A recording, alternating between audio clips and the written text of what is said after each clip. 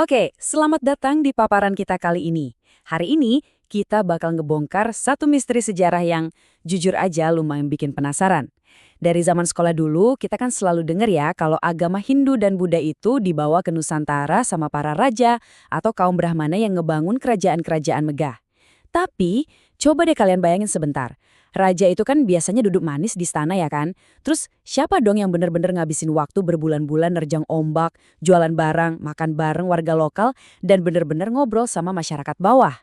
Yaps, arsitek sejati budaya Hindu-Buddha di Nusantara itu sebenarnya bukan para penguasa elit. Mereka justru orang-orang biasa yang hidupnya bergantung penuh sama lautan. Oke, mari kita bedah sama-sama. Kalau memang bukan raja-raja yang nyebarin budaya ini ke masyarakat luas, terus siapa? Mitos yang beredar kan selalu bilang kaum elit lah yang bawa pencerahan. Tapi ya, sejarah itu nggak sesederhana itu. Buat paham gimana sebuah kepercayaan baru bisa benar-benar berakar kuat, kita harus cari tahu siapa agen penghubung pertamanya. Maksudnya, siapa sih orang-orang yang benar-benar turun dari kapal dan pertama kali nyapa warga pesisir? Nah, dari kontak pertama inilah, sebuah kebudayaan raksasa pelan-pelan mulai ditransfer. Coba kita bandingin mitos sama realitanya. Di satu sisi kita punya narasi yang elegan banget, raja, istana yang megah di atas gunung yang sunyi, eksklusif banget pokoknya. Tapi di sisi lain, realitanya tuh jauh lebih berisik, lebih hidup, pasar yang riuh, dan pelabuhan yang super sibuk. Waktu kapal-kapal asing ini merapat, mereka tuh nggak disambut pakai karpet merah keraton loh. Nggak sama sekali. Mereka merapatnya di dermaga kayu yang bau ikan dan bau rempah. Dan justru di tengah tawar-menawar harga dan jaring nelayan inilah perpindahan budaya yang masif itu benar-benar terjadi. Kalau kita tarik mundur ke sekitar tahun 200 Masehi, waktu itu ada ledakan aktivitas yang luar biasa di jalur sutra maritim. Kapal-kapal dagang dari India dan Tiongkok mulai berdatangan ke Nusantara. Mereka bawa sutra, porselen, dan yang paling penting, bawa gagasan baru, kayak ajaran Hindu dan Buddha. Tapi ingat, mereka nggak langsung jalan ke pusat pemerintahan. Titik perhentian pertama mereka itu justru pelabuhan-pelabuhan strategis kayak Barus, Banten, dan Gresik. Di pelabuhan-pelabuhan inilah pelaut asing membaur langsung sama nelayan kita. Itulah titik nol penyebarannya. Dan ini ngasih gambaran yang brilian banget buat argumen kita. Kita ambil contoh Candi Muara Jambi. Kalau memang agama ini murni cuma urusan elit istana yang nyari tempat sunyi buat bertapa, pertanyaannya, kenapa candi segede ini dibangunnya tepat di pinggir Sungai Batanghari? Jawabannya gampang, karena Sungai Batanghari itu rute perdagangan utama. Candi ini berdiri kokoh persis di tempat kapal-kapal dagang bersandar. Ini bukti fisik yang benar-benar nggak bisa dibantah kalau agama itu berkembang pesat lewat jalur pelabuhan yang bising, bukan lewat gerbang tertutup di atas gunung. Jadi gimana ceritanya masyarakat pesisir ini bisa ibaratnya mendikte wajar agama di Nusantara? Ada 3 mekanisme utama yang terjadi di pesisir. Pertama, bilingualisme. Kedua, kebutuhan praktis. Dan ketiga, kawin campur. 3 hal inilah yang benar-benar ngancurin mitos kalau agama itu cuma diturunin kaku dari atas ke bawah. Yang terjadi justru sebaliknya. Agama ini diolah, diadaptasi, dan disesuaikan sedemikian rupa sama masyarakat kelas pekerja di pelabuhan. Kita bahas satu-satu ya. Mekanisme pertama, bilingualisme. Coba posisikan diri kalian sebagai pedagang zaman dulu.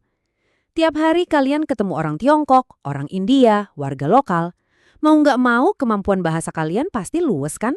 Nah, keluasan inilah yang bikin para pedagang bertindak sebagai penerjemah budaya yang sangat krusial.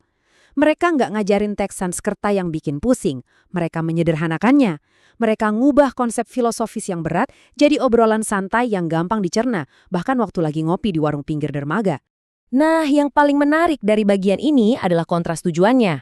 Pendeta di istana mungkin sibuk berdebat soal teologi ilahi yang rumit banget. Tapi coba deh kalian tanya ke nelayan yang besok paginya harus ngadepin badai di laut, apa mereka peduli sama debat filosofis? Ya jelas enggak. Masyarakat pesisir itu butuhnya sesuatu yang praktis. Mereka butuh perlindungan, butuh mantra biar perahunya nggak karam, atau doa simpel supaya dagangannya laris manis. Kebutuhan instan inilah yang akhirnya ngebentuk wajah agama sinkretis di Nusantara, ngejadiin agama sebagai alat bertahan hidup di dunia nyata. Terus mekanisme ketiga ini sifatnya jauh lebih intim, kawin campur.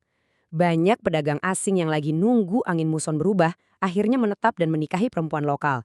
Otomatis anak-anak yang lahir dari pernikahan ini bawa identitas dan keyakinan campuran.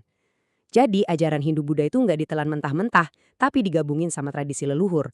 Hasilnya gila sih. Kita bisa nemuin arca dewa Hindu yang digambarin pakai motif batik lokal, atau patung Buddha dengan struktur wajah yang khas Jawa banget.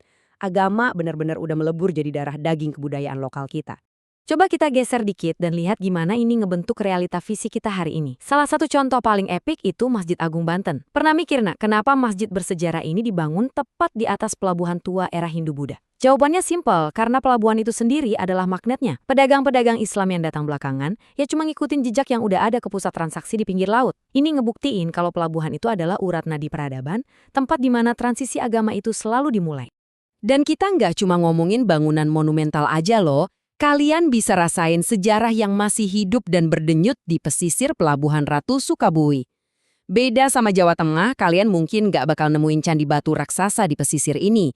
Tapi, warisan Hindu-Buddha di sana itu luar biasa organik. Kenapa? Karena sejarah pesisir itu nggak selalu diukir di atas batu, tapi diukir lewat rutinitas dan kebiasaan sehari-hari yang diwarisin dari satu generasi nelayan ke generasi berikutnya. Perhatiin deh fakta yang satu ini. Sampai detik ini, para nelayan di Pelabuhan Ratu itu masih rutin bawa sesajen ke laut sebelum mereka mulai berlayar. Ini contoh yang benar-benar sempurna buat ngeliatin gimana sejarah arus bawah itu bisa bertahan ngelintasi zaman.